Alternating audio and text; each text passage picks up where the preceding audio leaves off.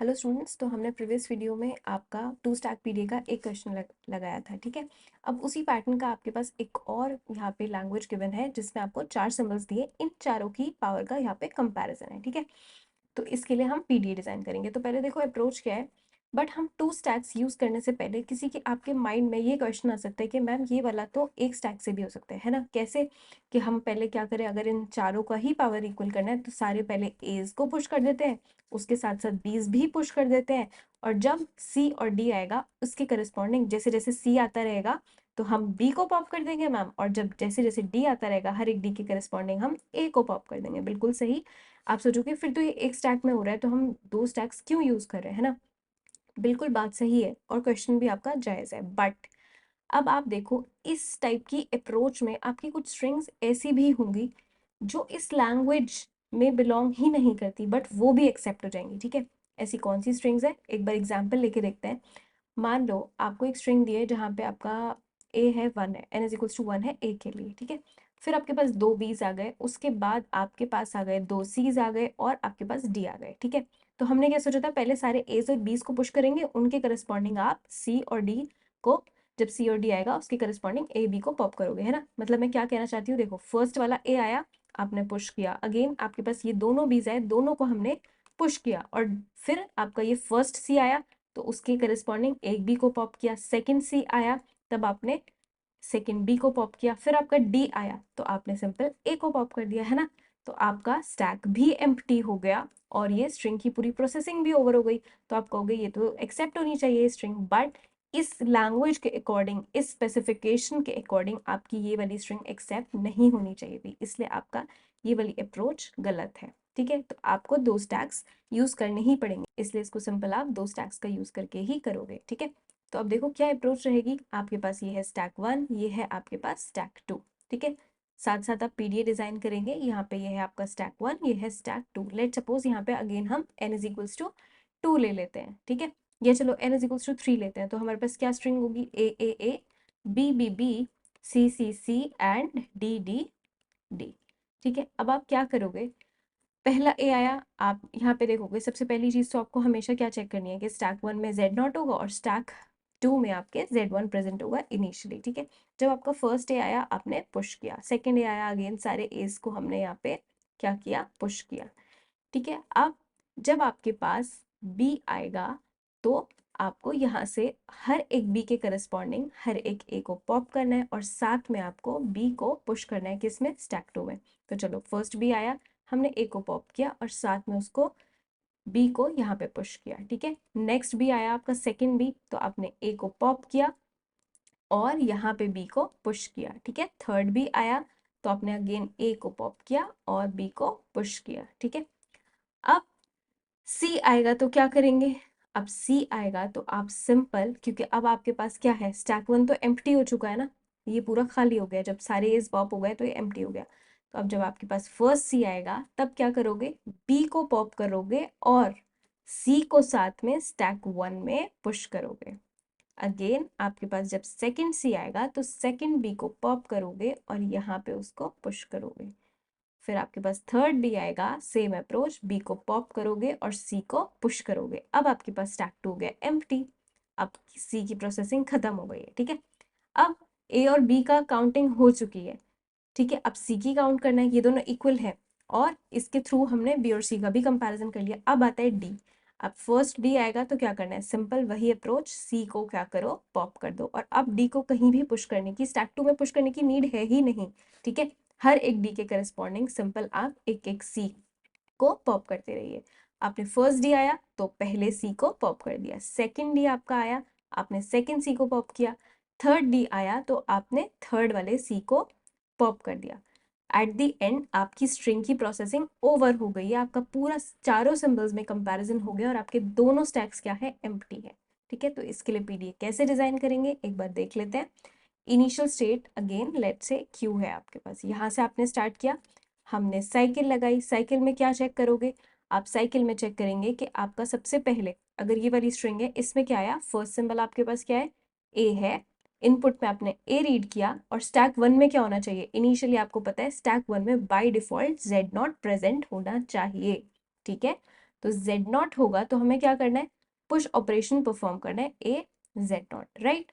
अब ये single stack नहीं है, दोनों स्टैक्स हैं तो दोनों का हमें लेके चलना पड़ेगा। अगर दो फ्रेंड्स होते हैं, है ना, आपके घर दो फ्रेंड्स गेस्ट पे आए तो दोनों का ध्यान रखते हैं ना हम, एक के साथ साथ दूसरे का भी। ऐसा तो नहीं है सिर्फ एक की खातिरदारी करो और दूसरे को भूल जाओ, नहीं। तो यहाँ पे आपने क्या किया, फर्स्ट स्टैक की प्रोसेसिंग कर दी। आप चेक करोगे स्टैक 2 में हमारे पास क्या है, स्टैक 2 में हमारे पास प्रेजेंट है Z1। अभी हमें उसमें कोई ऑपरेशन परफॉर्म नहीं करना है। जब आप एज पुश कर रहे हो स्टैक 2 को एज इट इज Z1 को देखोगे और आगे बढ़ जाओगे। तो यहाँ पे Z1 को स्किप करने के लिए क्या लिखेंगे, ये, ठीक है। अब आपके पास दोबारा से हम ये बना लेते हैं, ये आपको समझाने के लिए बनाया था। अब अगेन पीडीए के लिए हम साथ साथ यहाँ पे स्टैक में भी देखते चलते हैं। यहाँ Z नॉट है, ये है आपका Z1। अब एक ए को आप पुश कर चुके हो, ठीक है। अब सेकंड राउंड में देखोगे, अब एक ए तो ऑलरेडी प्रेजेंट है ना, तो सेकंड राउंड में आपका क्या होगा, जब इनपुट को रीड करोगे ए, तो अब टॉप ऑफ स्टैक 1 में क्या है, ए है ना, तो ए यहाँ पे ए लिखेंगे और आपको पुश ऑपरेशन करना है। तो अब ये दो क्या होगा, अब स्टैक में आपके पास होगा ए, राइट। स्टैक 2 में स्टैक 2 तो अभी सेम ही रहेगा, जब तक एज पुश हो रहा है इसका कोई रोल ही नहीं है ना। तो यहाँ पे स्टैक 2 में एज इट इज Z1 को रीड करोगे, स्किप करोगे, रीड करोगे, स्किप करोगे, सेम चीज है। बहुत ही सिंपल है। अगर एक बार आपको लॉजिक समझ आ गया तो आपको पीडीए डिजाइन करने में कोई भी प्रॉब्लम नहीं होगी, ठीक है। यहाँ पे अब ये प्रोसेसिंग होने के बाद क्या होगा, जब आपके सारे एज खत्म हो चुके हैं तब बारी आएगी किसकी, बी की। तो आपको हमने यहाँ पे देखा है कि जब एज आपके सारे पुश हो गए तो अब फर्स्ट वाला बी आया, तो इसको ए को पॉप करो और यहाँ पे पुश करो। तो ये कैसे लिखेंगे, अब हम जाएंगे दूसरी स्टेट Q1 पे, ठीक है। यहाँ पे क्या लिखना है कि हमने इनपुट में क्या रीड किया है, बी रीड किया, और स्टैक 1 में क्या है, टॉप ऑफ द स्टैक 1 में हमारे पास क्या है, ए होना चाहिए ना, ए को ही तो पॉप करना है। तो हमने यहाँ पे क्या लिखा, ए टॉप ऑफ स्टैक 1। ये वाली बात किसकी है, ये बात है स्टैक 1 की। अगर स्टार्टिंग में नहीं याद होता है तो इसको लिख लिया करो, ये बात है किसकी, स्टैक 2 की। सिमिलरली यहाँ पे किसकी बात कर रहे हैं अभी हम, स्टैक 1 की। बी हमने इनपुट में रीड किया और ए क्या है आपके टॉप ऑफ स्टैक 1 में, तो हमें क्या करना है, पॉप करना है। ये बात किसकी है, स्टैक 1 की। अब स्टैक 2 में क्या करना है, अब हमें बी को पॉप करने के, ए को पॉप करने के बाद बी को साइमल्टेनियसली पुश करना था। तो आपके पास इनिशियली स्टैक 2 में क्या है, आपके पास Z1 है, और अब हमें क्योंकि बी पुश करना है तो क्या लिखोगे यहाँ पे, बी Z1, राइट। अब यही आपका चलता रहेगा कि ए आएगा उसको पॉप करोगे और यहाँ पे बी को पुश करोगे। अगेन ए आएगा, बी जब थर्ड वाला बी आएगा तो देखोगे ए को पॉप करोगे और यहाँ पे पुश करोगे। तो इसलिए ये सेम चीज चल रही है ना। अभी यहाँ पे तीन तीन हमने एज बी सीज डीज लिए, अगर 100,000 भी होंगे तो इसलिए हमें क्या करना पड़ेगा, आपको लूप लगाना पड़ेगा, है ना। लूप में क्या लिखोगे आप, लूप में आप लिखोगे यहाँ पे कि अगर हमने इनपुट में रीड किया बी, अब टॉप ऑफ द स्टैक 1 में हमेशा क्या होगा, ए जिसको हम पॉप कर रहे हैं, है ना। और आपके यहाँ पे स्टैक 2 में अब क्या हो रहा होगा, ऑलरेडी आप एक बी या दो बीस तो पुश कर चुके हो, तो आप यहाँ पे चेक करोगे टॉप ऑफ द स्टैक 2 में है बी, और हमें क्योंकि पुश ऑपरेशन करना है इसलिए हमने यहाँ पे क्या लिखा, बी, राइट। ये लूप में चलता रहेगा आपका, जितने भी जैसे जैसे बीज आते रहेंगे एक एक ए को पॉप करते रहो और स्टैक 2 में पुश करते रहो, ठीक है। अब आपका आएगा सिंबल सी। सिंबल सी आएगा तो हमें क्या करना था, स्टैक 2 में अब पॉप करोगे बी को और साथ में सी को पुश करना है किसमें, स्टैक 1 में। तो अब इसको कैसे लिखेंगे यहाँ पे, अब हम आ गए Q2 स्टेट पे, तो इसको कैसे लिखेंगे यहाँ पे, आप लिखोगे अगर हमने रीड किया सी इनपुट में तो, और टॉप ऑफ द स्टैक 1 में क्या है, टॉप ऑफ द स्टैक 1 तो अब Z नॉट है क्योंकि सारे एज आपके पॉप हो चुके हैं, तो ये एम्प्टी है, तो यहाँ पे क्या लिखोगे, Z नॉट। और इसको देख के हमें क्या करना है, अभी इसको देख के हमें यहाँ पे पुश करना है किसको, सी को। तो हमने यहाँ पुश किया सी Z नॉट, और स्टैक 2 में क्या है, स्टैक 2 में बी है, उसको करना है हमें पॉप। समझ आया। इनपुट में हमने रीड किया सी, है ना, और ये वाला स्टैक 1 तो एम्प्टी है ना, इसलिए हमने यहाँ पे ये स्टैक 1 की बात कर रहे हैं। एंड ये किसका है आपका, ये पार्ट है स्टैक 2 का।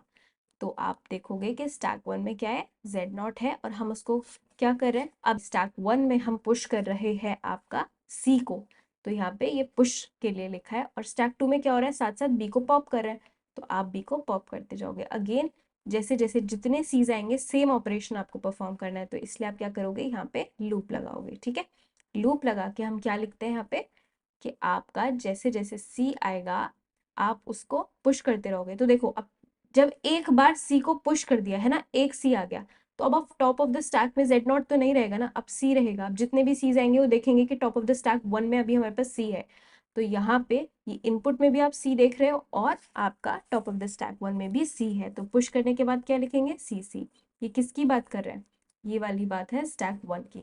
और हमें क्या करना है, स्टैक 2 में बीज को पॉप करना है, तो हमने लिखा बी और ये हो गया आपका पॉप ऑपरेशन। ठीक है, क्लियर है। तो इससे क्या हुआ, आपके सारे सीज किस में आ गए, अब स्टैक 1 में आ गए और आपका स्टैक 2 हो गया एम्प्टी, राइट। अब स्टैक 2 का रोल खत्म हो गया। अब आपका ए बी सी का कंपैरिजन हो चुका है। अब बारी आती है डी की। जैसे ही फर्स्ट डी आएगा तो आप क्या करोगे, पहले सी को स्टैक 1 से पॉप कर दोगे। तो अभी हमें कैसे लिखना है, हम यहाँ पे लिखेंगे कि आपने रीड किया, क्या इनपुट में रीड किया डी। अब टॉप ऑफ द स्टैक में क्या है, आपके पास सी है ना जिसे पॉप करना है, तो आपने क्या देखा, आपकी टॉप ऑफ द स्टैक 1 में है सी और इसको कर दो सिंपल पॉप। और स्टैक 2 की भी बात करनी है, इसको नहीं भूल जाना है कि स्टैक 1 का जिसका काम है बस उसके बारे में लिखो, भाड़ में जाए जनता, है ना, अपना काम बनता है भाड़ में जाए जनता, वो वाली अप्रोच नहीं यूज करनी है। यहाँ पे सी को पॉप करने के बाद क्या करोगे, आप चेक करोगे स्टैक 2 में क्या है। स्टैक 2 में हमारे पास, हमें पता है कि अब ये हमेशा हमें Z1 ही मिलना है, तो Z1 देखो और आगे बढ़ो। ठीक है, अगेन यहाँ हम कहाँ पहुंच गए, स्टेट Q3 में, राइट। अब बार बार यही लूप चलेगा आपका, क्या कि आप चेक करोगे आपकी इनपुट स्ट्रिंग में डी आता रहेगा, टॉप ऑफ द स्टैक 1 में क्या होगा, सी होगा जिसे हमें पॉप करना है। और स्टैक 2 में क्या चल रहा है, स्टैक 2 में तो सेम वही चल रहा है कि Z1 है उसको रीड करो और स्किप करो। ऐसे करके हमारी पूरी स्ट्रिंग की प्रोसेसिंग ओवर हो जाएगी। और अब हमें पता है कि एक्सेप्टेंस कब करना है, फाइनल स्टेट पे हम कब जाते हैं, जब हमारे पास क्या होगा, एप्सिलॉन आ जाएगा इनपुट में और दोनों स्टैक्स एम्प्टी हैं। और हमें पता है एम्प्टी है तो हमें कैसे पता चलेगा, जेड नॉट होगा स्टैक 1 में और स्टैक 2 में आपके पास होगा Z1। तो यहाँ पे हम क्या लिखेंगे, जेड नॉट, इसको देख के स्किप करो, और स्टैक 2 में आपके पास क्या है Z1 और इसको देख के स्किप करो। ये हो गया हमारा PDF, to stack PDF for this given language. ठीक है, अब नेक्स्ट वीडियो में आपके नेक्स्ट पैटर्न के क्वेश्चंस होंगे। Thank you.